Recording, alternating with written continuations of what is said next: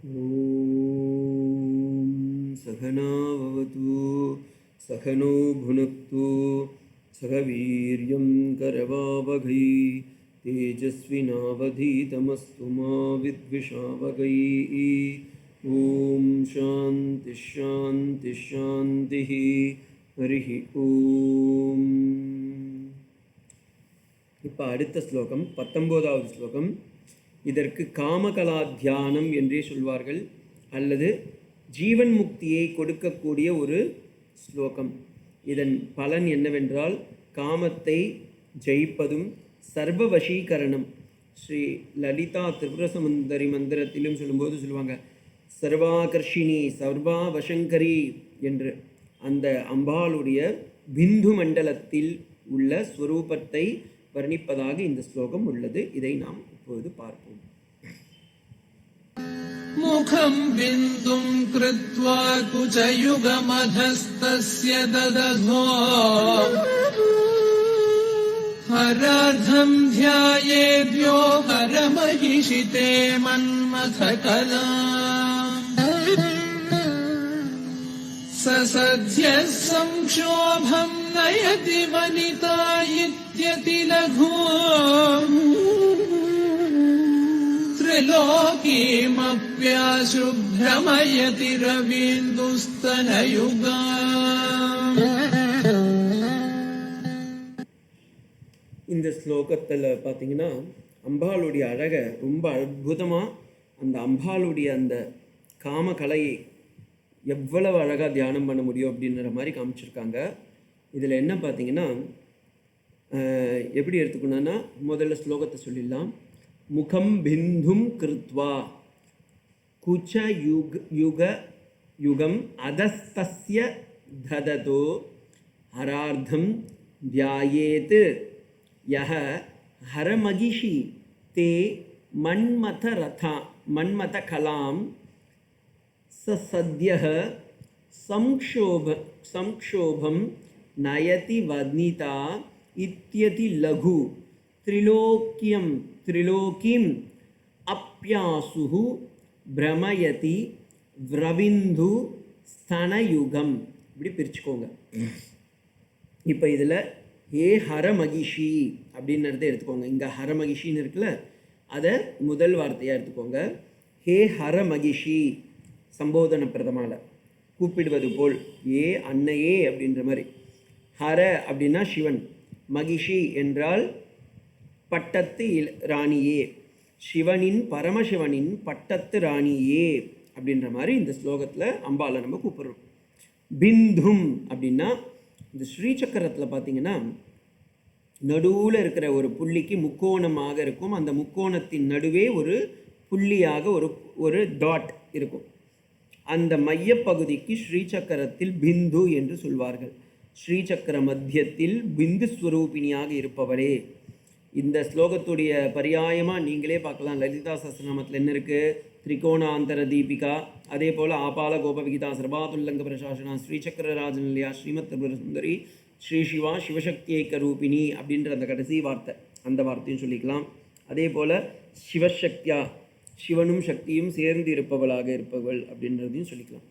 முகம் அப்படின்னா காமகலா ரூபிணியாக இருக்கக்கூடிய முகம். ஏனென்றால் சிவனும் சக்தியும் இணைந்த அந்த ஸ்வரூபமான முகத்தில் உடையவளே அப்படின்னு அர்த்தம்.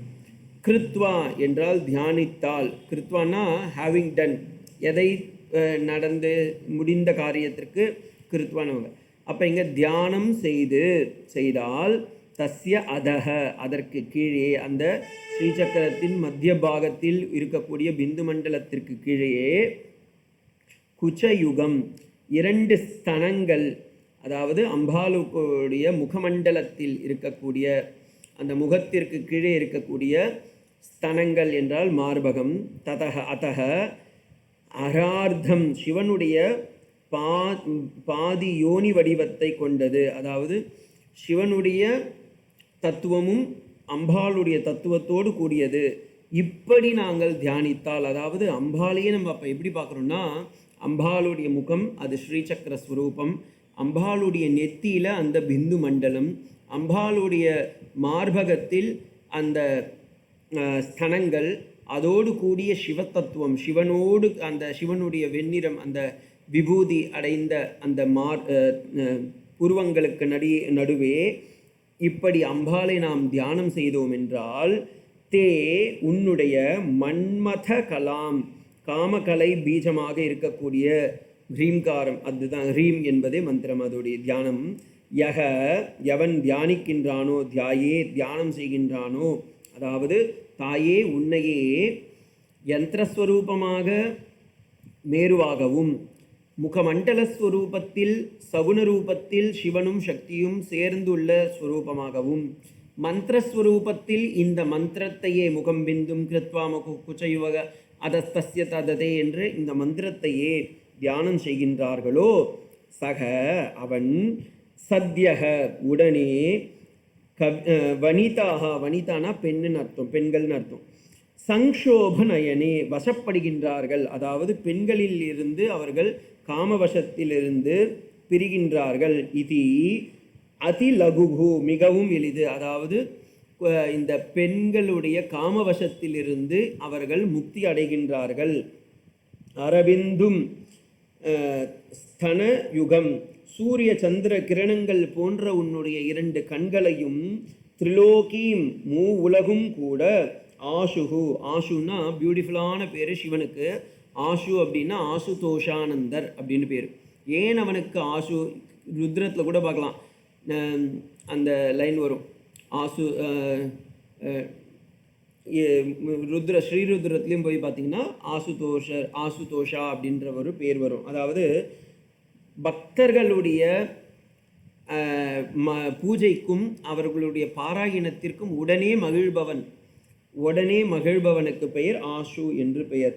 அப்போ யாருன்னா சிவன், அந்த சிவனே மகிழ்கின்றானே, அப்படி பிரமயத்தை மயங்கச் செய்கின்றாயே தாயே, சிவனையே மயக்கி சதா சர்வ காலமும் தியானம் செய்து கொண்டு ஆத்மஸ்வரூபத்திலேயே இருக்கக்கூடிய பக்தர்களுடைய பூஜைகளுக்கு உடனே மகிழக்கூடிய சிவனே, உன்னுடைய இந்த காமகலா ஸ்வரூபிணியாக இருக்கக்கூடிய உன்னுடைய அழகை கண்டு மழங்கும்போது நாங்கள் எல்லாம் எம்மாத்திரம் அம்மா, மூவுலகை உன்னை தியானம் செய்தாலே எங்களுக்கு மூவுலகில் உள்ள பெண்களும் வசப்படுகின்றார்கள், அவர்களிடமிருந்து நாங்கள் காமத்தை ஜெயிக்கின்றோம் என்பது போல இந்த ஸ்லோகம் உள்ளது. ஓகேங்களா? நான் திரும்பவும் சொல்கிறேன், மீனிங்கை சேர்த்து சொல்கிறேன், அப்போ பாருங்க கரெக்டாக இருக்கான்ட்டு. ஹரமகிஷி, பரமசிவனின் பட்டமகிஷியே, பிந்தும் ஸ்ரீசக்கரத்தின் மத்தியில் உள்ள பிந்துவை, முகம் காமகலா ரூபிணியான உனது முகத்தில் கிருத்வா தியானம் செய்து கொண்டு, ஸ்தன தஸ்ய அததக அதற்கு கீழே, குச்சயுகம் 2 ஸ்தனங்களையும், தததக அதற்கு கீழே, ஹரார்த்தம் சிவனுடைய பாதி வடிவை யோனியிலும் தியானம் செய்து கொண்டு, தே உன்னுடைய மன்மத கலாம் காமகலையாகிய க்ளீம் பீஜத்தை எவன் தியானிக்கின்றானோ, இந்த இடத்தில் காமகலையுடைய பீஜத்தையும் அப்படியே சேர்த்து கொடுத்துருக்காங்க. க்ளீம் பீஜத்தை எவன் தியானிக்கின்றானோ, அவ்வயங்கங்களில் தியானம் செய்கின்றவர்கள், சகக அவன், அத சத்யக உடனே, வனிதாக காமச்சிந்தனையிலிருந்தும், சங்ஷோபியம் நயதி செய்கின்றார்களே, அதிலிருந்து மிகவும் எளிதில் கடக்கின்றார்கள். ரவிந்து ஸ்தனயுகம், சூரிய சந்திரனையே தன்னுடைய ஸ்தனங்களாக கொண்டுள்ள திரிலோக்கியும், அபி முகம் மூவுலக வடிவமாக உள்ள மடந்தைகள் கூட, ஆசு விரைவில், பிரமயதி மயங்கச் செய்வான். ஓகேங்களா? இப்படியாக இந்த இடத்துல ஹரமகிஷி என்று கூறுகின்றார்கள் அம்பாளை. இதுக்கு ஏன் பிரமாணம் இருக்குன்னா இருக்கு. சங்கராச்சாரியார் தேவி புஜங்கம்ன்ற ஸ்லோகத்தில் போய் பார்த்தீங்கன்னாலும் அம்பாளுடைய அந்த முகமண்டலம் எப்படி இருக்குன்னா, 2 புருவங்கள் மேலே வந்து அம்பாளுக்கும் 3வது கண் இருக்குது. அப்போ அந்த 3வது கண் எப்படி இருக்குன்னா, திரிகோணாந்தர தீபிகா, ஒரு முக்கோண வடிவில் இருக்கக்கூடிய நடுவில் மையப்புள்ளியாக அம்பாள் இருக்கின்றாள். அது எப்படி உள்ளதென்றால், மகாமந்திர ராஜாந்த பீஜம் பராக்கியம் ஸ்வதோ ஞஸ்ய பிந்தும் ஸ்வயம் ஞஸ்த ஹார்த்தம் பவத் வக்ர வக்ஷோ ஜ குக்யாதபீதம் ஸ்வரூபம் கிருதம் பாவயேத் சத்வமேவே என்று தேவி புஜங்கத்திலும் சங்கர பகவத்பாதால் கூறுகின்றார். அதே போல இந்த இடத்துலையும் பார்த்தீங்கன்னா இந்த காமகலாரோ ஸ்வரூபிணியாக இருக்கின்றாள் என்று சொல்கிறார்கள். இப்போ லக்ஷ்மிதரருடைய கமெண்ட்ரியை இதில் பார்க்கலாம். ஹே ஹரமகிஷி முகம் பிந்தும் கிருத்வா தஸ்யாதஹ குச்சயுகம் கிருத்வா ததயஹ அரார்த்தம் கிருத்வா தத்ரதே மன்மதகலாம் யஹ தியாயேத் சக சத்யஹ வனிதாஹ சம்க்ஷோபனம் நயதி இதி யத் தத் அதிலகுஹு கிம் து அரபிந்தும் ஸ்தனயுகாம் திலோகீமபி ஆஷு பிரமயதி. இந்த அம்பாளுடைய அழகை கண்டு மூலகத்தில் உள்ள தேவிகளையே மயங்கும்போது விரைவில் மயங்குகின்றார்கள். அப்படியெனில் நாங்கள் எம்மாத்திரம் அத்திர திரிலோக்கியாக ரவிந்து தனுயுக விசேஷேன ஸ்திரீத்வாரோபணம் அயம் மாதன பிரயோகே ரவிஸ்தாஸ்வேன பிரயோக்தவ்யம் இது ஞாபீத்தும் அப்படின்னு அவர் சொல்லி முடிக்கிறார். அப்போ இந்த அம்பாளுடைய அழகு எப்படியாப்பட்ட ஒரு சிவனையும் தியானிக்கக்கூடிய சக்தியோடு கூடிய அந்த அழகான அந்த முகமண்டலமானது அம்பாளுடைய அழகை காட்டுவதாகவும் இங்கே சொல்லியிருக்கின்றார். இப்படியாப்பட்ட இந்த அம்பாளை நாமும் ஒவ்வொருவரும் நாம் தியானித்தோம் என்றால் நிச்சயமாக காமத் இதுவிலிருந்து நமக்கும் விடுதலை பெறலாம் என்பது திண்ணம். இதை 1200 முறை ஒரு நாளைக்கு என்று 45 நாட்கள் இந்த மந்திரத்தை பாராயணம் செய்ய வேண்டும் என்று சம்பிரதாயத்தில் கூறுவார்கள். இதுபோல் நிறைய ஸ்லோகம்லாம் வரணுன்னா உங்களுக்கும் இந்த சேனலை சப்ஸ்கிரைப் பண்ணிவிட்டு கண்டினியூஸாக பாருங்க. ஓம் சாந்தி ஷாந்தி ஷாந்தி. ஹரிஹி ஓம் தத்சத். ஸ்ரீராமகிருஷ்ணார்ப்பணமஸ்து.